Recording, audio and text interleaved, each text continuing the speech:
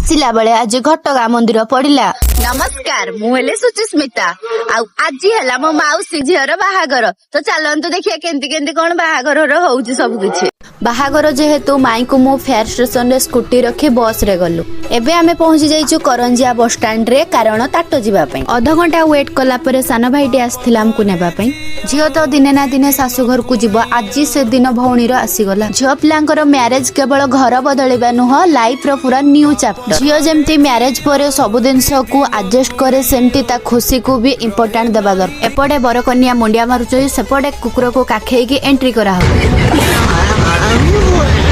Brush तो पाखरे नहीं मु दांत काठी रे दांत घसुची घसुनी तो कांबड़ी पकउ।